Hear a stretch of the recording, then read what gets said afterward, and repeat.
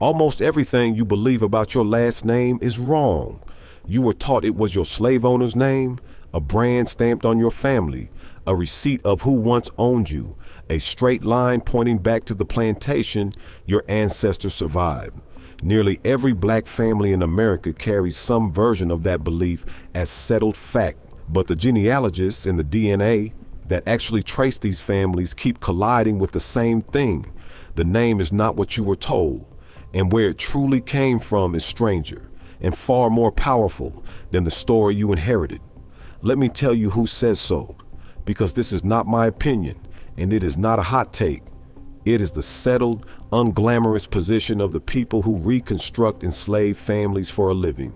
The New York Public Library, one of the great genealogical research centers in the entire country, states it flatly in its official African American Genealogy Research Guide. The idea that African Americans simply took the surname of the enslaver is a common myth, and one that is certainly not always true. The professional genealogists at Ancestry say exactly the same thing. So do the researchers at American Ancestors, the specialists who write for the African American genealogy community, and the scholars behind the major national projects now racing to recover the names of the millions of enslaved before the last fragile records rot away for good. Ask any one of them, and you will get the same weary answer, delivered in the flat voice of a person who has had to correct this same misunderstanding 1,000 times over. It is far more complicated than that, and far more interesting than that. So let's actually take the belief apart, piece by piece, and then look clearly at what the DNA does when it goes hunting for your real ancestors. Because the truth is not that your name means nothing. Nothing could be further from it. The truth is that your name has been trying, this whole time, to tell you a different and deeper story than the one you were raised on. And it takes both the old paper records and the new genetics working side by side to finally sit still and hear what it has been saying.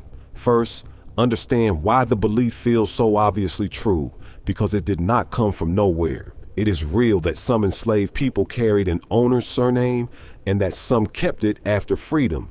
And the whole subject sits at the raw, tender center of black identity in this country. Think of Malcolm X, who threw off his surname as a slave name and put a single X in its place, standing in for the true African name that had been stolen from his family and could never be recovered. Think of the teaching carried through the Nation of Islam and far beyond it, that a name imposed on you by your oppressor keeps you in some quiet and permanent way still owned. That instinct did not come from nowhere. It grew out of something entirely true and genuinely terrible: the deliberate, systematic erasure of African names, languages, religions, and lineages that slavery carried out on an industrial scale across centuries on purpose. So the simplest version of the story: your name is your master's name, full stop, spread to every corner of Black America and sank deep into the bone, because it feels like it honors that wound. It feels like solidarity with the ancestors. The only problem, and it is a large one, is this: when you actually follow the paper trail of real families, trace one careful household at a time, the simple version begins to fall apart almost immediately, and what replaces it honors those ancestors even more. Here is the first crack in the myth, and it is not a hairline fracture. It runs the entire length of the thing, top to bottom. For most of the history of American slavery, enslaved people were not given surnames at all. In the brutal logic of the system, a human being held as property needed one name, the way a mule or a plow needed one label, enough to be called by and nothing more. Surnames belonged to people with legal standing, the right to sign a contract, to own, to inherit, to testify in a court. The enslaved were granted none of that, so the record simply left the space blank. For generation after generation, most enslaved people appear, on the rare occasions they appear at all, as a single first name written beside a dollar value and nothing else. A last name was itself a kind of freedom the system refused to extend. And when a surname did manage to cling to an enslaved family, it did not reliably point to the plantation where that family finally ended up. People were sold constantly, relentlessly, as the ordinary day-to-day functioning of the whole enterprise. A single family could be shattered across 3 or 4 different owners inside of 2 generations. A mother sold south to pay a debt, a son sold west to raise cash, small children handed off in a will like furniture. Whatever name such a family carried might belong to an owner from decades earlier and a state or 2 away, not the place they happened to be standing when freedom finally arrived. Genealogists run into this over and over. Enslaved people on the very same plantation, at the very same moment, carrying completely different surnames from one another because each of them had been carried there from somewhere else, each with a name from an earlier chapter of their sale. There is even a haunting phrase that turns up in the old runaway advertisements where an owner describes a fugitive as a man who calls himself such a name, as though the notion that their property might have a surname of its own was mildly absurd. The name over the plantation gate and the name a family carried in its own mouth were frequently 2 entirely different things. So the core promise of the myth, that your surname is a straight arrow pointing at one specific plantation, snaps clean in half the instant you remember how violently and how routinely these families were bought, sold, split, and scattered. Now the second crack in the myth, and this one does not just weaken the story, it flips the whole thing over from a brand of ownership into very nearly its opposite. When freedom finally came, one of the very first liberties formerly enslaved people could actually exercise before the vote, before land, before almost anything else the world would grudgingly allow them, was the freedom to choose their own name. And choosing a surname became one of the most profound and deliberate acts of self-definition in all of American history.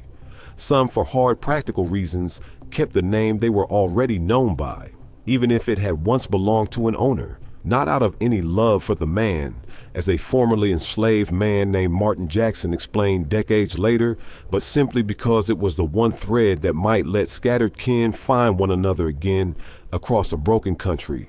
But vast numbers of freed people did something else entirely, something quietly revolutionary.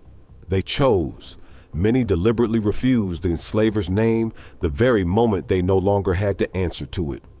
One formerly enslaved man explained that he took his own father's surname rather than his last owner's, because he would sooner carry his father through the world than carry the man who had merely held him as property.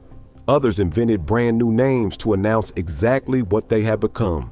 Freeman, Friedman, Newman, a new man entirely, names that declared out loud to every clerk and every neighbor that they were owned by no one now and never would be again.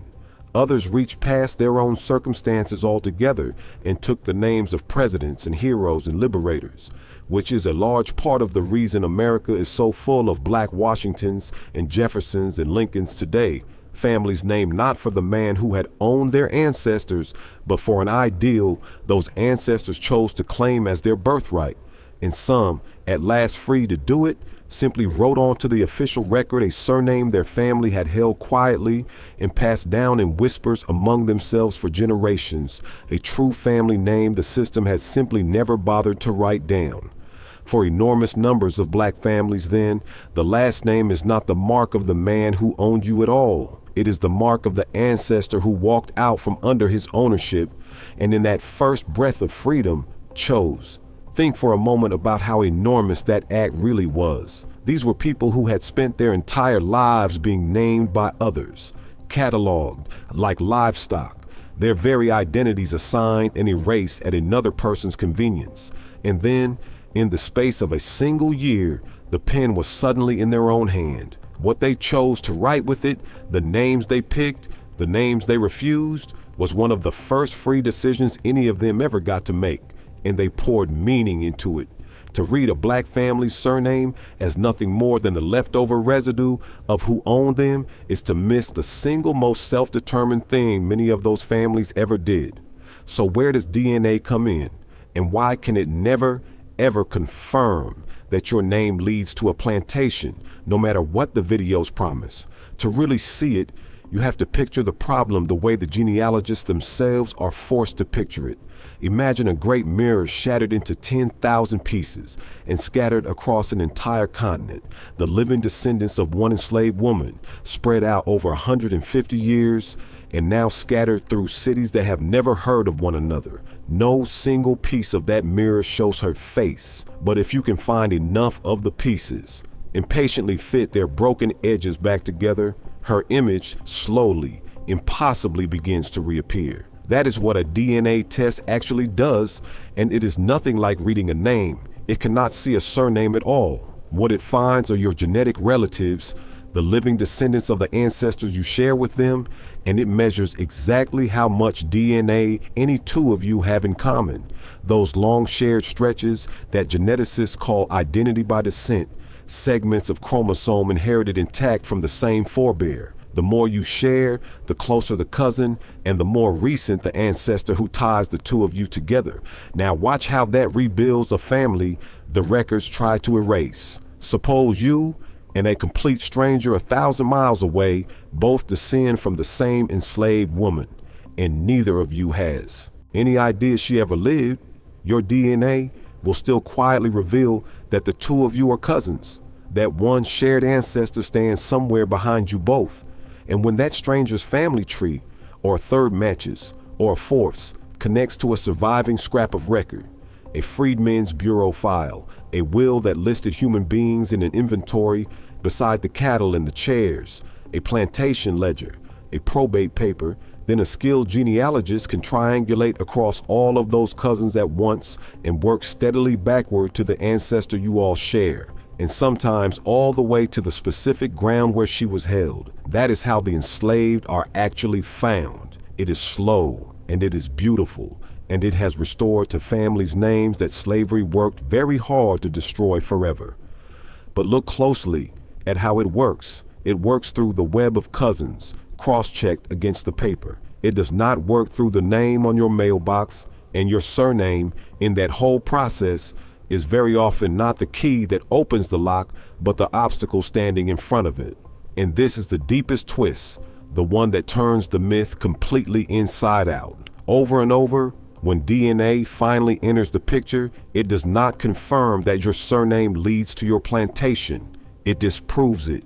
It reveals, quietly and beyond argument, that the man whose name you carry today was never in your bloodline at all. That your true line runs to a different family, a different place, a different owner, or to a father the records were deliberately built to hide. Remember the machinery of the system? A child inherited the mother's enslaved status, and enslaved women were raped by white men, owners, overseers, the owner's grown sons, whose names appear on nothing connected to those children, because acknowledging them was neither legally required nor personally wanted. So a person can carry one surname on paper for a century and a half while their DNA points, without a shadow of doubt, to a completely different white family just up the road, or to a first owner 2 states and 40 years away, or to a black father whose own name was scrubbed from the record entirely. The genome is the one witness in this whole story that cannot be bought off, burned, or told to keep quiet. It has no reason to lie, and it never forgets. So when someone tells you with total confidence, DNA confirmed that my name led me straight to the plantation, understand that they have the entire process backwards. The honest, endlessly repeated pattern is the reverse. DNA is the thing that exposes the surname as a decoy, laid down by sale, by renaming, by the hidden crimes of enslavers, or by an ancestor's own free choice, and then patiently, through the cousins and the records, hands you back the real trail that was hiding underneath it the whole time, in plain sight all along. Quick pause, because taking apart exactly this kind of comfortable, everybody already knows it belief and handing you the documented truth sitting underneath it is the whole reason this channel exists. Not the flattering version that racks up the easy click. The true one, the version that survives contact with the actual records and that actually honors the real people it is about instead of flattening them into a slogan. There are deep silences built into the official story of this country, and almost every single one of them was put there on purpose by people who needed you not to look too closely. If you want the real version, the version that holds up when you go and check it for yourself, then subscribe and stay with me, because I want to be careful now about the limits of all this. The truth here has real edges, and glossing over them would only trade one tidy myth for another, which is the last thing this channel is here to do. So let me be precise now, because the belief being wrong is not the same as your surname being worthless, and writing the name off entirely would be its own kind of mistake, the equal and opposite error to the myth. Your last name is not nothing, and it is not always a dead end. It is a genuine clue, one of the very first any competent genealogist will test. Some families really did keep an owner's name across the generations. Some enslaved families used a consistent surname long before freedom ever came. And sometimes the name really does open exactly the right door. The error was never in looking at the name. The error is in trusting it blindly, assuming it simply must be your enslavers, assuming it must lead to one particular plantation, treating a fragile guess as a proven fact, and then building an entire family story on top of it. The name is where you begin asking the questions. It is not where you get to stop answering them. Used as a first clue, it is valuable. Mistaken for the final answer, it will lead you confidently and completely to the wrong ancestors. And let me be straight about the DNA, the way this channel always is. There is no test on earth that scans your surname and prints out the name of a plantation. What genuinely exists is slow, skilled, deeply human detective work. Cousin matches, cluster analysis, and triangulation painstakingly married to the fragile surviving records, the Freedmen's Bureau files, the slave schedules, the wills and the estate inventories. It genuinely works, and it has reached back into places the paper trail alone could never touch, restoring names that were meant to vanish forever. But it is patient labor carried out over months and years, not a magic readout that appears the morning your kit results come in. Anyone promising you the instant, effortless answer, your surname decoded into a plantation with a single click, is simply selling you the very same old myth, dressed up in a shinier box. So let's bring it all the way home, because the truth here does not just correct the record, it gives you back something the myth had been quietly stealing from you your whole life. The myth told you your name was a brand, that the most basic marker of who you are was chosen for you by the man who owned your family, and points backward to nothing but a plantation and a master. It is a story that quietly keeps the slave owner standing behind you for the rest of your life, holding the pen that wrote your name. And for some families, a piece of that really is true, and it deserves to be faced honestly rather than wished away. But for a great many families, the records and the DNA together tell the exact opposite story, and it flips the whole thing around. At the very first moment they were allowed to, your ancestors reached up and took that pen into their own hands. They kept a name to stay findable to the people they loved and had been torn away from. They threw off a name to reject the man who had owned them.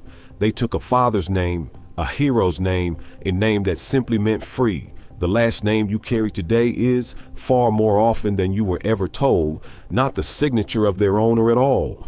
It is the signature of your ancestor. Quite possibly the very first thing they ever got to sign in their own name as a free human being on this earth. And if you truly want to find the plantation they survived, you still can. That door is real and it can be opened, but DNA is the key to it, not the name over the door. The way through runs by way of the thousands of cousins you have never met and the fragile records that still remember, in their cramped handwriting, exactly who endured what. The name alone will never hand you the plantation, but your blood, matched patiently against your family's scattered blood, still can. So yes, almost everything you believe about your last name and slavery is wrong. But the truth is better. The myth handed you a chain and called it your history. The truth hands you back a choice your ancestor made in their first hour of freedom, and a real map to go and find the rest of them. And one of those is a weight around your past, while the other is the very tool they use to break it. Next time, we take that same method, the cousins, the matches, the fragile records, and follow it all the way across the water. Past the plantation, past the auction block, past the Middle Passage itself into the specific regions of Africa that the DNA of Black America keeps pointing back toward again and again, and to the great kingdom of the Congo that stood on that coast with its own king, its own written language, its own cathedrals, and its own ambassadors writing to the courts of Europe as equals, generations before the first slave ship ever appeared on the horizon. Your last name was only the first step off the front porch, the very beginning of the trail. The real map runs so much further than that, back across an ocean into a homeland that was never actually lost, only hidden, and DNA is finally drawing that map in full. Subscribe, and we'll follow it all the way home together.